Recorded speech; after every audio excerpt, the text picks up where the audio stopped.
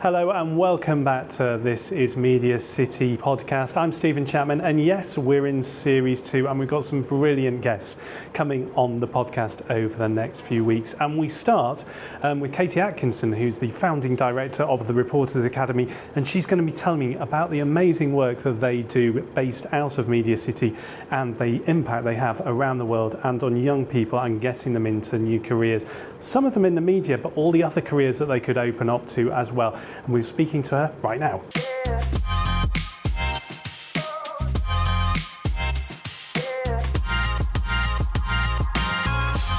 Katy, thank you ever so much for coming on the This is MediaCity podcast.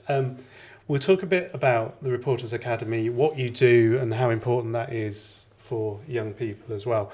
But we always start our podcast, which you may have seen, with a random questions from our yellow cards here, just to find a little bit about you. Thank you. Oh, you've taken two there. Go for both of them. Importance of working in the north. Yes. Absolutely, yeah. Well, it is. It's absolutely important. I finished my degree in Lincoln and I knew I had a decision to make. Do I want to go, if I wanted to go to the media, do I go down to London or do I want to stay at home? Because I didn't feel like there was much of an option in the north, which is kind of Leeds way. And I knew that the BBC was moving to MediaCity and I had done some of my dissertation work on that, and I was just holding out for the north. I knew it's not going to be London, so let's go and see what we can do in MediaCity.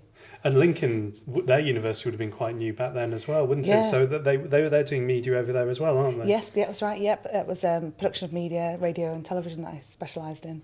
Fab. And what brought you over to the other side of the Pennines? Was that purely BBC? MediaCity, yeah, absolutely, yeah. Yeah, MediaCity. Well, initially I was based, went to Leeds to get to a job, and I lived in Leeds for a little while, but then had my eye on MediaCity and hooked up with my co-founder Glyn, who we great minds met, and we wanted to kind of take on the world for young people and decided that what our work should be over here, and it was going to be MediaCity. Fab. We'll go a bit more into that in a moment. Yes. Do you want to have a look at the you grabbed two? I'm going to force you to read them both. Favourite place to go outside of the northwest? Well, Yorkshire. It's got to be Yorkshire, yeah. So don't be under any illusions I don't live in the northwest. I'm a Yorkshire girl, born and bred, but I've lived over this way a few times, but back in Yorkshire now, so it's got to be Yorkshire. Which part? Because it's a big old county. It is just outside of York. Oh, and that's your favourite place to go back to, or? It would probably be the farm that I grew up on, yes. And that's very much a place where if I'm feeling a little bit out of sorts, every time I go back to the farm, I kind of settle myself and I reconnect with where I'm from, and it feels like that's my tonic. So the farm, really, in Yorkshire. And if you want to go back to series 1 of the This is MediaCity podcast, you can hear about the Yorkshire Shepherdess. Oh, yes. And the incredible feats that Wise Owl had to do to film in the snow, and the access to farms in Yorkshire it's fun, and obviously the Yorkshire Shepherdess has put Yorkshire farming and everything, and the Dales on the map, hasn't it? Yeah, it has, absolutely. Yeah. I'll tune into that one. I'll seek that out. Right, let's go back to your question 1, because effectively that was, you went to Lincoln University, you did degree, went to Leeds. What you had MediaCity in your mind? Yes. Did you want to work in production initially, or was it working with young people? Because the Reporters Academy is about helping young people, isn't it, into their careers? Yeah. Which part brought it all together for you? Well, that's right. The Reporters Academy is a media production company with a mission, and our mission is to change the lives of young people. So I left university thinking I definitely want to go into the media, but a lot of my family were teachers and educators, and were really interested in benefiting the lives of others. And so I had this kind of dual interest in, I love the media, I want to go into the media, but I really want to benefit young people, I want to teach. I didn't like the idea of becoming a teacher. I wanted to think about how we could take all those great things in the media and give them to young people, but not in a school setting. And then so I found a company in Leeds, which was all about passing on radio skills to schools. And that's then what connected me with Glyn Maguire, co-founder. And his responsibility was to educate young people about sports, particularly in Lancashire Cricket Club Education Centre. And so he engaged me to work with him to pass on some media skills to young people. And we quickly found out that young people and sports, media, content worked really well together. So we then aimed high and we thought, well, let's see how far we can get this. And we quickly aspired to London 2012, and that's taken us to loads of different places.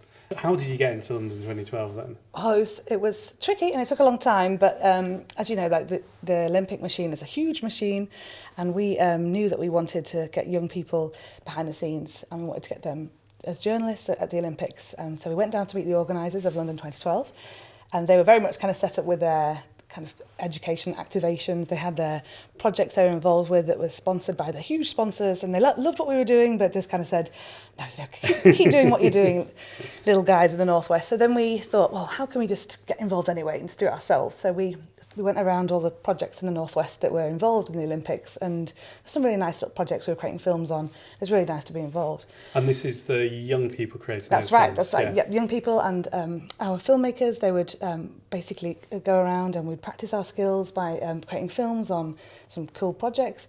They'd be asking the questions themselves, they'd be interviewing, and they'd be editing, and we were teaching them how to do that. And so it was a nice way for us to feel involved. And then we quickly noticed that there were these fantastic group of people that were up in the Northwest training for the Olympics. There was these athletes, and they were from this fantastic area of the world called Oceania. So that's like Fiji, Cook Islands, Tonga, Samoa, tiny little nations called Vanuatu and Nauru, and they were all training over in the Northwest universities. And sometimes it's just like one or two people, isn't That's it? right. Oh yeah, very much so. Yes, very often athletics and swimming, and they were like, there was Fijian swimmers training in Liverpool. There was Vanuatu beach volleyball training in Crewe. There were some Nauru boxers up in Kendal, and we started making these films. And the guys in Oceania really loved it because they didn't know what it looked like over here. No one was telling their stories, and they quickly started to kind of make friends with us, and they invited us over to the Cook Islands, and we just couldn't say no. So we took a group of young people and we went over to their games in the Cook Islands called the Pacific Mini Games, and we made loads of video content there. And they said, we love what you do, we love that you're putting back into young people when it comes to the Olympics, which is a few years' time from then. Would you like to utilise some of the press passes that they couldn't get their journalists across for? And we said, yes, of course. Of course we would. So we then took a group of young people to the Olympics to work with all those nations and tell their stories. And it was a start of a wonderful relationship. And every time they've got a major event at this side of the world, they ask us to help and get involved. And we've kind of created this really lovely specialism of telling the stories of the Olympic nations in Oceania. And it's lovely. So are these young people from England going there, or are you training people over there as well? Or how does that work? Well, originally it was all Manchester young people going over to the Cook Islands, and that worked really nicely for our young people over here. And then we quickly realised that the Pacific nations loved the model that we were working with, and they had some young people and an emphasis on supporting their youth as well. So we've been invited over there a number of times to train Palau young people and Samoan young people, and it's all about now, the emphasis is very much about building up the youth of Oceania to be able to tell their own stories and support them in doing that. So how are you getting the funding? We'll stay at 2012 area, but how are you getting the funding to do that? Because it's one thing, it's one thing raising enough money to be able to train the young people, but then you're sending them overseas and all sorts. How are you funded then? Well, those projects happen every couple of years around the kind of Olympic cycle, the Commonwealth cycle, and maybe some World Championships.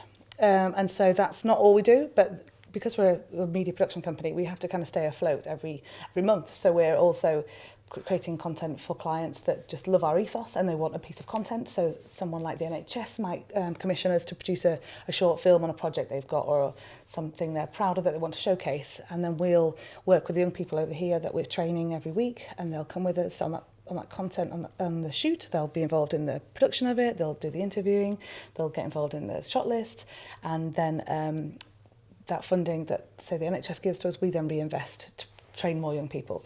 So something like the Olympic work, that's slightly different because there's funds connected to the Olympic that pay for those type of activations.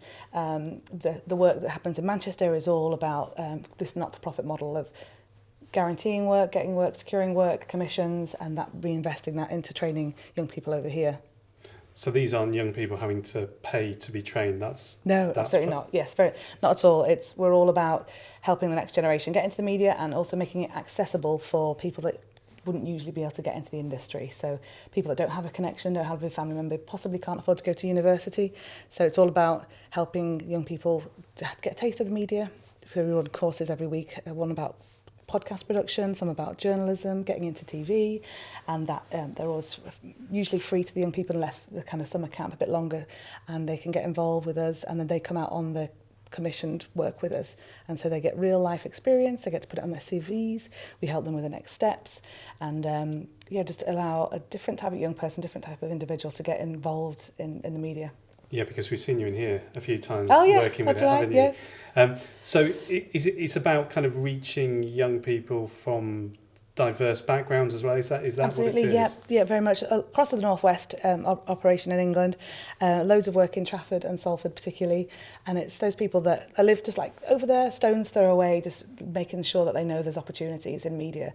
And even if they don't want to become the next great interviewer or TV star, it's not at all about that. It's about taking those skills that the media offers that we're kind of using every day, and these guys that are producing the podcast know very much about the transferable skills. So it's the teamwork, it's the technically using the cameras and the equipment and looking after it, but it's also those conversations with adults, having to kind of negotiate about briefs. It's all that stuff that we find, you just put into practice and you don't think about, but they're the type of skills that employers love, and it could be an employer in any industry. And so if we're giving young people just the opportunity to flex those skills and feel comfortable doing those type of work, and having a go, and not necessarily always succeeding, but sometimes failing, then it's in a safe environment to be able to just learn and learn and learn. And then the young people will support them into whatever next step they might want to go into. It could be journalism, but it also could be just to get a job or just to go on to further education or something very specific. And we'll kind of help them figure out how we can support them into their next step. Have you had any big success stories come out of it? Oh, they're all big success. They are, yeah. I mean, it depends what angle you're coming from, but I mean, I was really pleased that one of our young people was the first person to go to Cambridge from her school back in about 10 years ago, and that felt like a real triumph.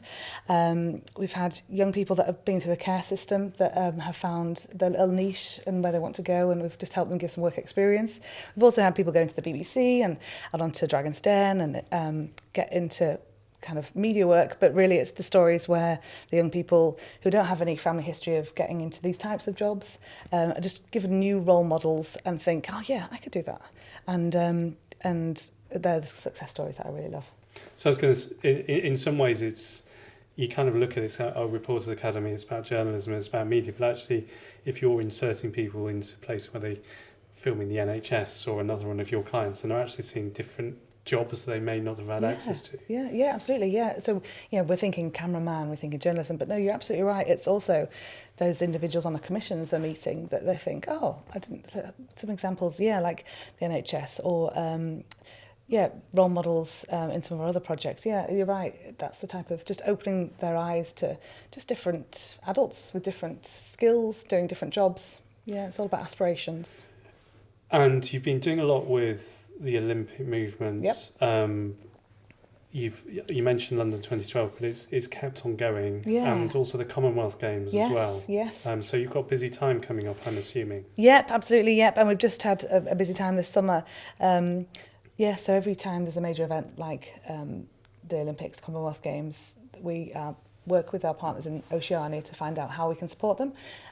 It's usually kind of more press services. So we work with the nations to be their kind of press attaches. So we'll be interviewing all the athletes, writing up their stories, we're creating podcasts at the end of every day.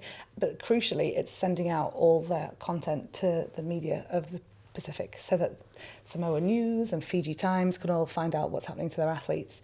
So more often than not, unless we're talking about rugby and weightlifting, the sports that we're working with Oceania, they're not getting the gold, silver, bronze. So right. Media this side of the world aren't really that interested unless it's a really great kind of human interest story. They don't get much coverage. And so every single athlete that competes at the major events, when we're working with Oceania, they get an article, they get a shout out, they get numerous interviews. And so we send that directly back to the media who we've got great links with, and they pop it straight out on all their channels. And then all their family can see it and celebrate those athletes. And they've overcome so much to get to those games that the wealth of stories is just so rich. It's such a pleasure to be involved with. So how does it work on a day-to-day? Because obviously you've got your young young people Yeah. kind of doing. Are they doing it all? Are you overseeing them? How does it? Yeah, it's a beautiful collaboration. Yeah. So something like the games will have enough adults to take responsibility for all the outlay of the content. So make sure all the content is kind of all signed off by us adults. But on the ground, it'll be young people going in small teams, doing the interviews. They'll be meeting with the athletes in the mix zones, kind of writing up their articles. That'll get kind of filed to our editors, usually me and some of my crew, and then it'll get signed off, and then it gets sent over to the media. So it's a real lovely collaboration. So that we can guarantee the quality and the professionalism, everything, but also the young people get to have a go and create some fantastic content, and then it's like the safety net of us around it to make sure that it's what it needs to be on a professional level. So it works really nicely. And I suppose it was also there's pressure of standing around with all these other news people. The pressure's on a little bit, isn't it? Absolutely, yeah. And I mean, you'll know the power of a microphone. I've always loved it. I saw it ever since back in university when we first gave a young person, I think it was a primary school aged young person, a microphone, and said, "Oh, it's up to you. You ask the questions." And that kind of power it's kind of taken with a microphone. It's indescribable. And yeah, in a mix zone. So a big barrier, basically, just after the athletes have competed, and it might be a swimmer, it might be an athlete that's just come off the track, the area where all the athletes come to and they're out of breath and they're trying to catch a breath and they kind of just want to get back to their team. They kind of have to go past all the journalists, and they'll see all the microphones there, and our team will be there in the yellow and black. And more often than not, all the athletes have relationships with us already, so they're looking out for us, so they come straight to us, and all the other media kind of start looking around thinking, what's going on here then? And even that, for a confidence boost, is great. Yeah. Yeah. And do you find that you get slightly better answers from athletes when they're talking to younger people? Because when they meet someone like me, they've already got their, oh my God, he might ask me something to get some, but... Yeah, you're right, absolutely. Yeah, it does. Everyone gives us good answers. And I think it's possibly because our questions are simpler and they're not as maybe... we don't try to make them sound intelligent. When you came off the blocks, 2 seconds afterwards, we were looking at that kind of thing. Do you meant to put your left foot in front of your right foot? Yeah, more so like, God, how did that feel? That was amazing. Like, tell me how what's going through your mind when that happens. What message have you got for your friends and family at home? It's those type of simple, kind of straight to the heart questions that get us good answers. And if you are a young person watching this and think, oh, this sounds really exciting, how long is the move between signing to join you and having the chance to do something like that? Is there a lot of training beforehand? It really depends. Everyone's really individual. The pathways in our we have our Monday night podcasting sessions. That's a free session that happens most Monday nights where we create a podcast, and that's our Olympic podcast called After the Flame. That's all about gathering stories behind the Olympics. So we get guests in who have some connection to the Olympics, and our young people that come to us, our young reporters, get to create that. They get to decide the questions. They go through the skills of understanding kind of how to use equipment. And then they'll do the interviews, they'll edit it, and that'll go straight into Spotify. And so they'll get a go at doing that. And it just depends how committed they are, really. Some young people, it's been a matter of like a month, and then they're in the Commonwealth Games because they've just shown the right attitude. Sometimes it can take a couple of years based on what the opportunities come up, but there's always things to do. So, for example, the podcasting session, that's how you get involved on Monday nights. And then we have some half-term classes that they can get involved with, some skills academy work that happens usually in the half-terms. And then our commission. So next week we've got an NHS gig in Birmingham where we're looking for a couple of our crew to come with us, and so we'll just send a blast email out to all our crew and say, "Hi, who's available next Tuesday to go to Birmingham?" And then kind of sign up, and it's usually at that point it's kind of just the fastest finger first, whoever's keen. And that says a lot also about people that are keeping an eye on their emails, people that are available, and it's usually those type of people that then we know are reliable, that if there's something like the Commonwealth Games, they'll usually have been known to us for a while, and we have lots of training beforehand. We'll have like a boot camp where a couple of weeks before a big event, we kind of replicate those situations. But it's the type of skills that they'll have been practicing all year with us by interviewing our Olympic podcasters. They'll have been interviewing just people around MediaCity and getting used to that dynamic of being the person that's in charge and doing the interviews. This arguably is how And I've got some grads here from the university as Phil. And this is arguably how work placements are usually supposed to work, isn't it? Yeah. However, it's super, super difficult for young people, even graduates, getting into work nowadays. So how difficult have you found it kind of enabling them to take that next step into real life, I suppose? Yeah, well, it's I suppose it's the real life skills they get with us that make them stand out in whatever the next step is. So if it's a job interview, if it's an application form, already just by going on one commission with us, like if, for example, a young person that comes with them next week, they've got something different to talk about. They can talk about how they met a deadline, how they were interviewing the VIP at the event, how they kept their cool, how they worked as a team, how they were up at right time and wearing the right clothes. It's all that stuff that you just take for granted when you've been in the industry a few years. And we've got really good links with employers. So they'll come to us and say, right, we've got a runner's course or we've got this opportunity. Do you have anyone in mind? And they know if they come to us, they get a certain level of experience and then we can match that with the people that we think are ready. So actually, we haven't had much trouble. But I will remind you, it's not all about the media. It's not the next media gurus. It's also getting a job so they can get a bit of money to get out of the home and get into a private flat or something. It's all individual need that we're kind of working on. And have you seen any changes in that? Because you've been going for a while now, haven't you? Have you seen it getting easier, more difficult for young people to get into work afterwards? Not so much. The trends at the moment it used to be all about help me get into university. And that was maybe about 10 years ago, my university application. But we had more of an emphasis actually on the funding. Originally came from Aim Higher, which was an organisation that helped young people get to university if their parents hadn't got a background of kind of further education. So our emphasis was a bit more on further education.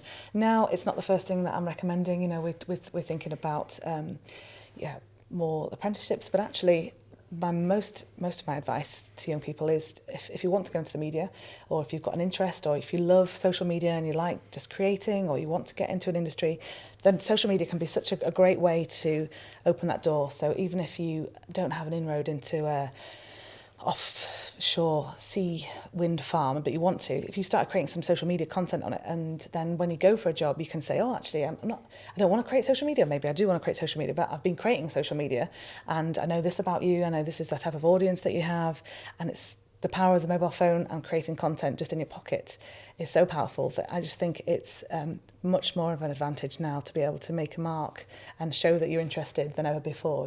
Previously you had to hospital radio, had to go through university radio stations. Now it's just about finding the opportunities and also just doing it. Just if you want to get to know some people, just make some content and position yourself as a bit of an expert and get noticed. There are lots more platforms than there ever used to be, aren't there? And there are lots of people that don't need to go down the traditional route anymore and make a rather nice living from social as well, don't they? Yeah. And does that mean the attitude of young people that have come through you've changed? They're more kind of tuned in, or are they struggling a bit? We have noticed a higher level of kind of mental health issues, and I think that comes from COVID actually. I was going to ask about that because obviously you were in existence during that period. Yeah. So a lot more people, it's kind of maybe levelled out a little bit now, but certainly after COVID, we were kind of a bit more back to basics about confidence, and even things like leaving the house, how to get there, how to feel confident, meeting strangers in groups.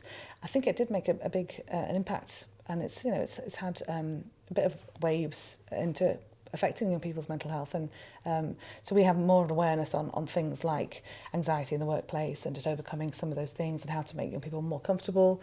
So we've learnt some things as well from that. And the teamwork as well, because not necessarily having that absolutely. engagement at that critical part of their lives. So certainly I know with universities they've had that as well. There was a bunch, a kind of a generation that didn't have Freshers Week, which is so crucial for that bonding experience. Yeah, and they'll jump on a Teams call, we'll have the social there. It's not quite the same, is it? You mentioned some of the funding. You also did you do some work with Anton Deck's charity as well? Yes, making it in the media, for King's Trust, which used to be Prince's Trust. I don't know if you're familiar with them. They're a fantastic charity. We've been running courses for them for a long time, and they basically subcontract their training out to us, which could be like a 5-day radio production skill or social journalism or content creation, and the young people would come to us, about 20 young people would come to us here in Media City, and we'd spend a week with just doing lots of practical things and learning how to use the equipment and getting some VIPs in to be interviewed. And then they asked us maybe about 5 years ago, we've got this extra special course. It's 2 weeks. It's with some very special people. It's been great. So every maybe twice a year we run Ant and Dec's Make It in a Media course, and that allows about 15 young people to come to us for 2 weeks. We take over the TV studios here in Dock 10, and they have a wild time. And Ant and Dec came last time we did it, and it was a nice surprise for the young people to have the special guests. And we've had some really good success stories from that as well. A couple people have gone straight into apprenticeships here at Dock 10 and Blue Peter, and so it's really fun to do, and we hope to do it again next year. So what is next for you? Because the newest news, I don't know if that's a good phrase or not, is you're working with Dock 10 itself, aren't you? Yes, that's right, yes. And is that engaging with primary schools and secondary schools as well? All education, all levels. Okay. Yeah, we've had a lovely relationship with Dock 10 for maybe about 10 years, ever since we've been here actually, when we started out in the greenhouse. Which is now knocked down. R.I.P. We would speak to Andy Waters, who I know you know. Head of Studios at Dock 10. Previous podcast. It was a great one, I listened to it. Every time we would have some training and young people with us, at that point it was in the greenhouse, we'd ask Andy, is it okay if we can bring some young people into the studios, bring it to life for them? And he'd always say yes, and he'd always say, we love what the reporters are going to do because you're allowing young people to get access to industry and find out about it. And he was also welcoming, and so we just formed this really lovely relationship with Dock 10, and it's just grown and grown. For example, we now host all our trainings in the studios, in their wonderful rooms at Dock 10, and we were just approached by Dock 10, and they said, we would love you to allow more young people to see what goes on here. So rather than them getting requests from schools, they come directly to us, referred to us by their website through Dock 10 and MediaCity, and a school can basically book in now really easily to see maybe like an hour behind the scenes of the studios, a full day with us, and it's fantastic. We get to meet so many cool schools that are interested but haven't had the opportunity to see what's behind those shiny doors. And so we'll show them around the studios. We might even do some kind of content creation with them, get them some VIPs in for some interviews, talk to some of the staff that work there. It's really great. And the whole point is trying to make it feel accessible, because so many people watch TV and consume all sorts of media, and because the TV is in their homes, the phones are in their hands, it feels like you're invested in some way because you're watching it. And so why shouldn't I be able to see where it's made and how it's made? And so we just like to give schools the opportunity to find out about more careers and also just open the doors. We talked to Andy about it when we visited his studio for the podcast actually, and I think people are always amazed about how big that thing is behind the glass wall. Yeah. It is enormous, and I imagine if you've got kids going there, it's like absolutely, it's like jaw-dropping. Yeah, and we really like to kind of are proud to say that we're the gateway to Media City. We so many bridges here at Media City, but we really like to think of ourselves visually as this bridge between the community and Media City. So there's young people, those schools that want to get in and know more. Sometimes it can feel a little bit intimidating when you've got security going around on segways and being told off not to film or not to do kind of TikToks in the plaza, that we can offer them a way to see behind the scenes and feel like this is part of their community as well. And the tours have not happened for a very long time either, have they? Yeah. So it kind of gives the community a realisation that they do shoot that here, don't they? Yeah, exactly, yeah. And we're maybe kind of breaking the magic of TV a little bit, but I think it's important. Personally, I think it's more magical when you see flight cases and and all the props kind of put against things. Coming from Yorkshire, the Media Museum over there, I used to love going there with my parents all the time. Yeah. It kind of gave you that idea, and for the older viewers, Granada Studios tour, the going behind the scenes almost makes it feel, this is proper magic. Yeah. There's little, I think Wallace and Gromit figures, wasn't it, in the IMAX? Yeah, it was, and also that feeling maybe for you that actually I could do this. Yeah, maybe it's not so far away.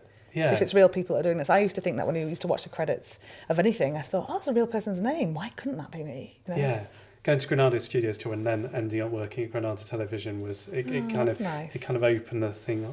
This is for real. This stuff, isn't it? And I think that probably is what you're saying is what the Reporters Academy is all about, in a way. Yeah, absolutely. Yeah, giving people a chance to get involved. What happens next for you guys? Because obviously you're doing a lot here in the Northwest still and growing. Mm-hmm. Your relationships with Oceania sound exciting and fun, and kind of jealous that you're always going over there all the time. What happens next? Is it growing bigger and bigger, or is it going into more regions, nations? I think it's more of the same. So to continue the foothold we've got here in Manchester, MediaCity, absolutely. We've want to get the tours kind of regular and kind of stable, and get loads of schools coming in to see us, getting our trading kind of more established, so people are just coming in every Monday, coming throughout the holidays. Then behind the scenes, what we're really excited about and what I love is that so Hope, who's our Director of Youth, she was one of our original young people, and we're also taking on Rosie, who came to us from Prince's Trust. So it's like growing slowly, and it's not, because we're not for profit, we're quite nimble, small, and we're all really tight, and it's bringing on the youth, just continue to bring on the youth and bring them into the team and let them lead. So Hope and Rosie can be the next kind of Glyn and Katie's, and they can take it in their own direction as well. And then more of the Oceania as well, taking the skills that we give our young people in Manchester, those ways of working, spreading those across Oceania as well. And it's a tough job, but someone's got to do it. And because we're on Spotify and everything like that, do you want to plug your, is it Olympics? Yeah, and After the podcast? Flame, that's right, After the Flame on podcast. Oh, sorry, on Spotify, that's right. It's behind the scenes of the Olympics. That's kind of... So go and have a search for that. Mm-hmm, thank you. Thank you ever so much for coming on. Thank you for having me. And thank you to our lovely students that are making it all happen. This is MediaCity is a 39 Pictures production on behalf of MediaCity, and in partnership with the University of Salford, and all the people behind the camera, behind the microphones are graduates and undergraduates from the university. Now, you can watch and listen to the next one next Friday when we have another brilliant guest. And remember to like, subscribe, comment and share, and we will see you next week. The production team are Meg Bond, Tegan Easton, Akila Hewitt and James Young.